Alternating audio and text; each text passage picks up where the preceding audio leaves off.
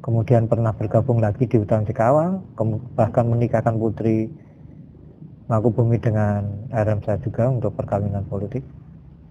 Tapi intinya kemudian Belanda kemudian kerepotan karena biaya yang dikeluarkan untuk mengatasi perang yang ada di Jawa ini memang besar sekali. Kemudian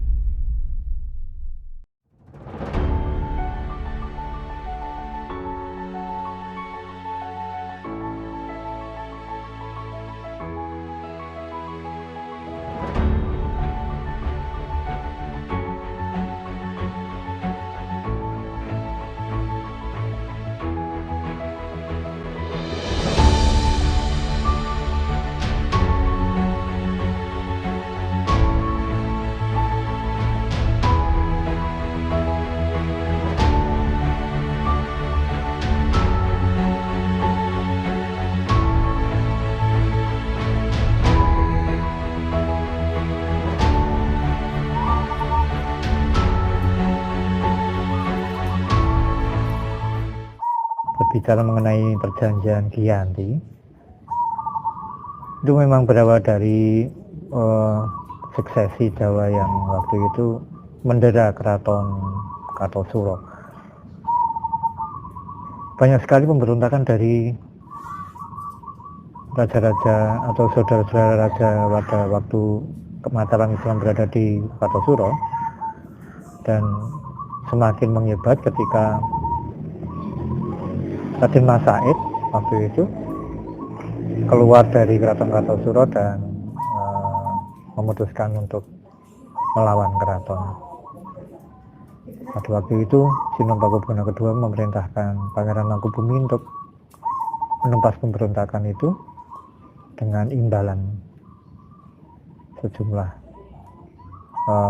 tanah waktu itu di daerah Sukowati, dan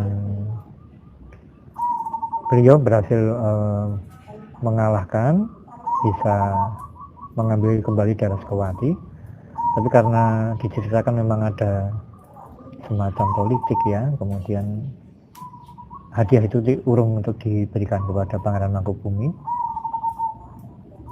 Maka Pangeran Mangkubumi kemudian ada rasa tidak senang waktu itu, rasa kecewa, dan ketika sempat ada geger pecinan juga waktu itu, terus kemudian pindah ke Surakarta. Setelah dihabis dari Surakarta, Pangeran Mangkubumi kemudian memutuskan untuk keluar dari keraton dan memutuskan tempat perjuangannya di bumi Sukowati waktu itu, di Pandak, desa Pandak. Dan pasang surut dari perjuangan Pangeran Mangkubumi itu memang banyak sekali ya. Sempat berseteru dengan RM Said, kemudian pernah bergabung lagi di Hutan Cikawang, bahkan menikahkan putri Mangkubumi dengan RM Said juga untuk perkawinan politik. Tapi intinya kemudian Belanda kemudian kerepotan karena biaya yang dikeluarkan untuk mengatasi perang yang ada di Jawa ini memang besar sekali. Kemudian ketika itu Gubernur Jenderal Nicholas Hastings memutuskan untuk melakukan pendekatan yang lebih diplomatik dengan mengajak Pangeran Mangkubumi untuk bertemu di desa Giyanti waktu itu dan melakukan perjanjian di situ pada 13 Februari 1755. Dan pada waktu itu istilahnya terjadi palian nagari, pembagian kekuasaan, tapi sebetulnya bukan pembagian kekuasaan ya, tapi memang kekuasaan dari Keraton Surakarta Hadiningrat harus diberikan kepada omnya waktu itu, dari Pakubuwono ketiga, yaitu Pangeran Mangkubumi itu, untuk sebagai usaha untuk meredam agresi dari Pangeran Mangkubumi yang mengakibatkan Belanda waktu itu, VOC waktu itu, kewalahan. Ada sedikit yang menarik ketika Giyanti itu ada, banyak sejarah yang menulis Pakubuwono ketiga, Sinuhun Pakubuwono ketiga itu hadir rawuh di situ. Tapi ketika kita baca, ternyata beliau tidak rawuh. Jadi ada kesalahan penulisan. Di situ tertulis Sultan Pakubuwono. Yang maksudnya Sultan Pakubuwono itu adalah Pangeran Mangkubumi itu sendiri. Karena waktu itu Pangeran Mangkubumi tetap berniat memakai nama Pakubuwono. Dan Sinuhun Pakubuwono ketiga baru menemui Pangeran Mangkubumi yang sudah menjadi raja itu 3 hari kemudian, pada 15 Februari 1755 di desa sebelah barat dari Giyanti, yaitu di desa Jatisari waktu itu. Saya menyebutnya pertemuan Jatisari ya, karena tidak ada kesepakatan tertulis yang merujuk ke sebuah perjanjian. Jadi itu obrolan dua orang saudara yang bagaimana supaya keadaan menjadi baik. Kejadian waktu di Jatisari itu ditandai dengan diberikannya pusaka Kyai Kopek dari Sunan Pakubuwono III, Raja Surakarta, kepada Pangeran Mangkubumi yang waktu itu sudah bergelar Hamengkubuwono pertama. Dari pembahasan itu mungkin muncul pembagian kebudayaan dari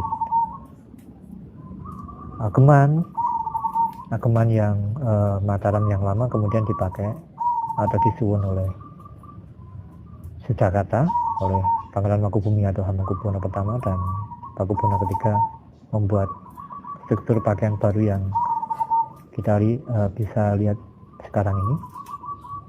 Kemudian mengenai bahasa Bagongan dan lain sebagainya, juga ada istiadat, gending-gending, tari-tarian. Salah satunya ya yang sering kita dengar mengenai Bedol Ketawang itu tetap berada di Keraton Surakarta, karena Bedol Ketawang sendiri merupakan pusaka dalam dari Mataram Islam itu sendiri.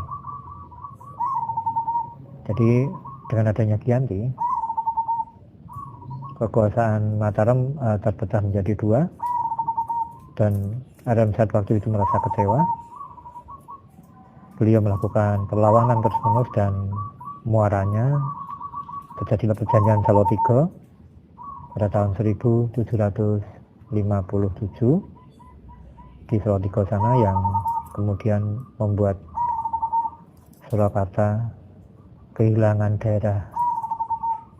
teritorinya separuh dan beberapa daerah kecil dari Kesultanan Yogyakarta.